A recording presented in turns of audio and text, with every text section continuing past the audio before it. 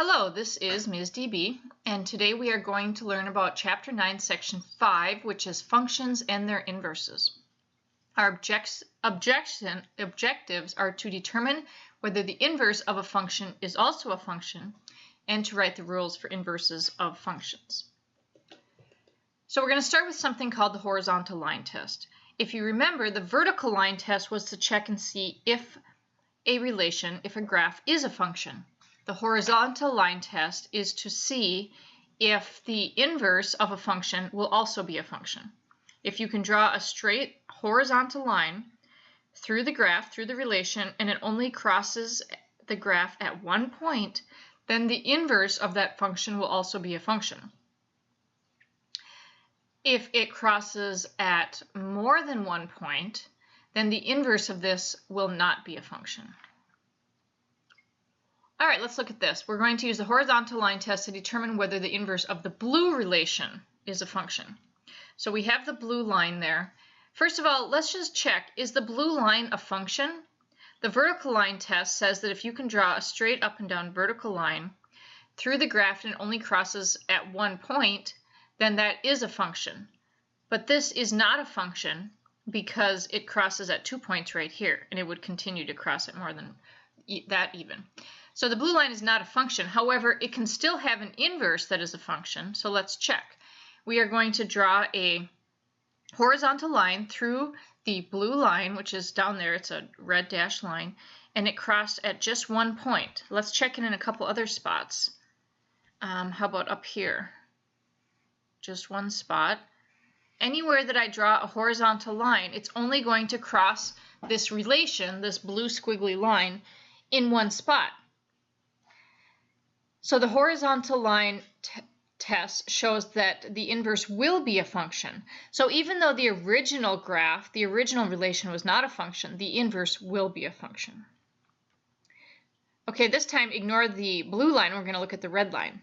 The horizontal line test, again, we draw a line through, and if you can draw it where it'll cross that relation, that graph, at more than one place, and in this case it's 3 places, then the inverse is not going to be a function. So you can have a graph and its inverse, either both can be functions, one can be a function and one cannot be a function, so there's different things that can happen. All right, let's check this and see if the inverse of this relation will be a function. In this case, yes, the inverse will be a function because no horizontal line passes through 2 points on the graph. And then let's check, these are the ones on your worksheet. Let's use the horizontal line. If you draw a horizontal line through number 1, anywhere that I draw it, I only cross at one point. So then you would say that the inverse is a function because no horizontal line passes through 2 points on the graph. In number 2, however, you can see that it's going to hit right there. If I graphed it right there, it would go through the graph at 2 places. So this is not a function. The inverse of this would not be a function. All right, so back in last quarter in Chapter 7, Section 2, we learned how to write the rule for an inverse of a function. You interchange x and y, and then you solve for y. Domain will be the range of the inverse and vice versa. We did this earlier, and you can look back at Chapter 7, Section 2 if you need to review that. All right, so what we're going to do is we're going to find the inverse. We're going to determine whether it is a function, the inverse, and state its domain and range. So the first thing that we do is just, if you want to graph this using technology, using your graphing calculator or Sketchpad or Desmos, if you are having trouble graphing such a thing, this is the same as x plus 1 to the 1/3 power. So you could graph it as an exponent rather than as a root, and it might be easier using technology to do that if you don't have the cubed root as an option. All right, so we graph it and we do the horizontal line test, and it looks like, yes, this inverse of this is going to be a function. Now we're going to find the inverse. So here's our original. We just replace f of x with y. And now we're going to switch the x and y. So we put the x in the y spot, the y in the x spot. Everything else is exactly the same. Now to undo the cubed root, we need to cube both sides, raise both sides to the exponent of 3. So now we have x to the third equals, the cubing undoes the cubed root, so x to the third equals y plus 1. And then the last step is just to solve for y by subtracting 1.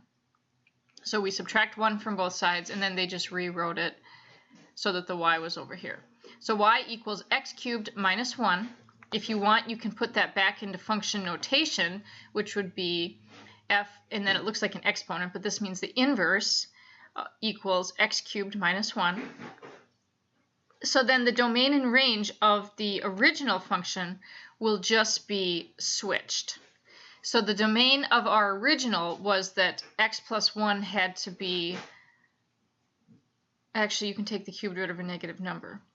So the domain of the regular function, the original, is that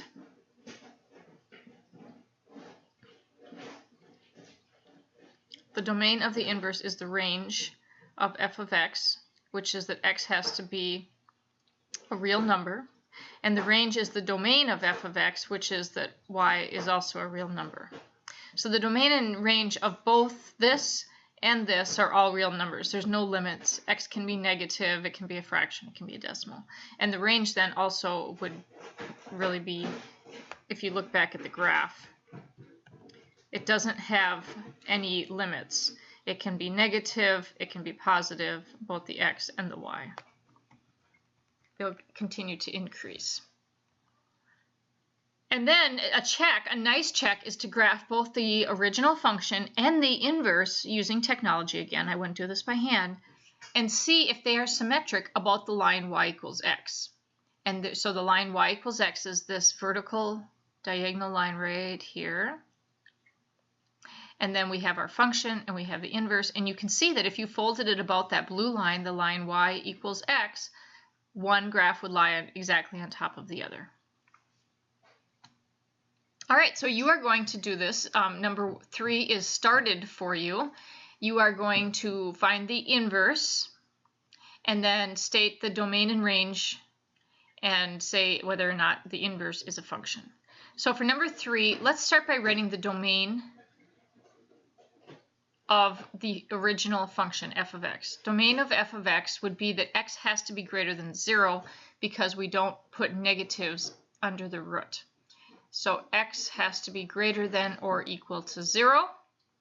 The range then would be, if it's at least 0, it's always going to be above 3. So the range is going to be that y is going to be greater than or equal to 3. If the lowest the domain ever could be would be 0, and then I would get 3. If the domain was any higher than that, I would get a number greater than or equal to 3. Okay, so now that we know the domain and range of the original function, we'll be able to write the domain and range of the inverse. So our first step is to replace f of x with y, and then we're going to switch the x and y around. So where it was a y, I put an x. Where it was an x, I put a y. Now we're going to solve this for y. So I subtract 3 from both sides, and I get x minus 3 equals the square root of y. We need to undo the square root, so we square both sides. Now, when you square x minus 3, you have to FOIL that. So we have to take x minus 3 times x minus 3. So this is off to the side. I'm going to go first times first is x squared, minus 3x for the outer, another minus 3x for the inner, and then last times last would be a positive 9 because negative 3 times negative 3 is a plus. So the middle term are the same, so that's negative 6x and then plus 9. So another way to write this would be x squared minus 6x plus 9. You could also write it with function notation with the inverse written like this, equals x squared minus 6x plus 9. Now you could graph this. This is a parabola. This is a quadratic function. This is a function. The domain will be equal to the range of the original function.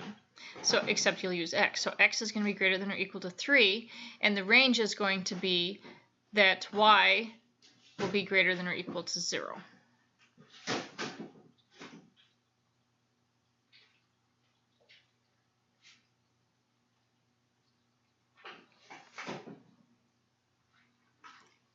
This is just another example. We have the function f of x equals x cubed minus 2, and we want to state whether it's a function and state its domain and range and find the inverse. So the horizontal line test shows that the inverse is a function. Domain and range are all real numbers. So now we're going to find the inverse. So we are going to rewrite f of x as y and then switch the x and y, add 2 to both sides. And this one's a little bit trickier. To undo y cubed, we have to take the cubed root of both sides. So y is equal to the cubed root of x plus 2. So because the inverse is a function, then the inverse, the domain of the inverse is the range of f of x, which was all real numbers, and the range is the domain of f of x, which was also all real numbers. And then we can graph both of them and see that they are symmetric about the line y equals x. All right, so here's a bunch of problems from your worksheet. We're not going to do all of them. Let's look at number 5. In number 5, we want to find the inverse, state its domain and range, and then say whether it's a function. So I start by rewriting g of x as y, and then I switch the x and y around. And then you just solve for y. So y is equal to, it would be x minus 9. Now that is a function. They're both linear. The inverse of a linear function is also going to be a function. So it is a function. The domain of the original was all real numbers. And the range of the function would also be all real numbers. So the domain of the original function is equal to the range. I should have wrote that up here. The domain is all reals. The range is all reals. So the domain is equal to the range is equal to the domain, or the range is, yeah, I said that right. And there you go. You can also graph them, and you will see that they are reflected about the line y equals x. Let's see if I can get on the next page I'll do a graph. All right, so this one is also linear. This could also be written as y equals 1/2 x minus 1, or you could even write it as y equals 0.5x minus 1 if you prefer. Number 4 and 6 are both going to be linear. All right, let's go on to the next part. It says you've seen that the inverses of functions are not necessarily functions. Sometimes it's not. When both the relation and its inverse are functions, the relation is called a one-to-one function. So if both parts are functions, we call it one-to-one. In a one-to-one function, each y value is paired with exactly one x value. So we can use composition of functions to verify, to check if two functions are inverses. Because inverse functions undo each other, when you compose two inverses, the result is the input value of x. All right, let's see what we get here. Okay, so we're saying if f of g of x equals g of f of x, if that equals x, then our two functions are inverses. Okay, so we have f of x equals 3x and g of x equals 1/3 x. If we do the composition both ways and we get x for both of them, then we have inverses. So for g of x, for f of g of x, you put the g of x in, which is this, 1/3 x, and then you take 3 of that and simplify. So 3 times 1/3 of x, the 3's cancel, and you're left with 1x or x. Then we do it the other way. We put f of x, 3x, in here. So where we're seeing x, we put 3x. So 1/3 of 3x, and again, the 3's cancel, and we're left with 1x or x. So these are inverses of each other because the composition both ways equals x. Let's check these problems. We have f of x equals 3x minus 1, and g of x equals 1/3 x plus 1. So we're going to do composition both ways and see if we get x for both of them. So for the first one, we take our value of g of x right here, And wherever we see an x over here, we replace x with 1/3 x plus 1. So we have 3 times 1/3 x plus 1, and then minus 1. So we do the distributive property. We take 3 times 1/3 of x, and that is just 1x. And then we take 3 times 1, and that's 3. And then we still have to subtract the 1 from the back. So we have x plus 3 minus 1 is x plus 2. That does not equal x. We don't have to do it the other way. These are not going to be inverses because we did not get x. So there's no need to check it the other way. If it fails for the first one, then you can just say, nope, not inverses, and we can move on. We can check it with a graph. These clearly are not symmetric about the line y equals x, so they're not inverses. All right, let's try this one. We have f of x is 1 over x minus 1, and g of x equals 1 over x plus 1. So for the composition of f of g of x, we take what g of x is and we put it in here for x. So this is going to look a little messy. We have 1 over x plus 1 minus 1. So we can simplify this part because plus 1 minus 1 is 0. So it's a little simpler. So we have 1 over x. The easiest way to simplify this would be I'm going to multiply top and bottom by the same thing. I'm going to multiply top and bottom by x. So on the top I have x, 1 times x is x. On the bottom the x's cancel and I have 1. So I have x over 1, which is equal to x. So it works for the first way. Now we have to check the other way. So for g of f of x, I take what? 1 over x minus 1 plus 1. And again, it looks really complicated, but we're just going to simplify it and it won't be so bad. So I'm going to take top and bottom by x minus 1. And then it cancels on the bottom, and I have x minus 1 times 1 on top, x minus 1, and then plus 1. And we simplify, and we get x again. So it works for this one too. Since it worked in both of them we got x, then we know that these two functions that are inverses of each other. And we can check it with a graph, and it looks kind of cool, but we can see that it would be symmetric. We could fold it on that line, and we have that these are inverses. So you're going to do that on your worksheet as well. Let's look at number 11 because it has all those fractions. So for s of t of x, we take what t of x is and we put it in here for x. So that will be equal to 2 over, and then instead of x we write x plus 2 over negative 2, and then we still have the minus 2 there, minus 2. And then we have to simplify this because it's, quite messy. So to simplify this, let's get rid of the denominator in the denominator by multiplying top and bottom by negative 2. And let's see what happens when we do that. We will get on the top negative 4. And then on the bottom we have negative 2. We have to do the distributive property. Negative 2 times x plus 2 over negative 2. These negative 2's cancel, and I get x plus 2. But then I still have to take negative 2 times negative 2, which would be plus 4. So I get negative 4 over x plus 6. This does not simplify to x. So these are not inverses. I don't have to try with the other t of s of x, because if it doesn't work one way, then you don't have to do it the other way. It's not going to simplify to x.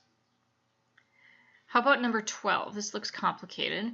For 12, we're going to take, let's do u of v of x. So we have to take what v of x is equal to, and it's two different things, and we plug it in here wherever we see x. All right, so I'm going to take plus or minus, and I'm just going to leave it like that even though it looks crazy, x plus 1, because I'm going to square that. And when I square it, it doesn't matter if it's plus or minus, they're both going to be positive. And then I have to take that over 4 and then minus 1. Okay, so like I said, when I square it, it doesn't matter if it started positive or negative. When I square it, it'll be positive. So I have to square this whole thing. And when I square 2, I get 4. When I square the square root of x plus 1, I just get x plus 1. And then that's over 4. X plus 1 minus 1. X plus 1 minus 1 is x. So that's good. That works. Now we have to try it the other way. V of u of x. And then you'll finish that and see if you get x again. And if you do, then you'll say that these are inverses of each other. If the second one fails, then you say they won't be inverses. All right, well, thank you very much. Let me know if you have any questions, and have a wonderful day.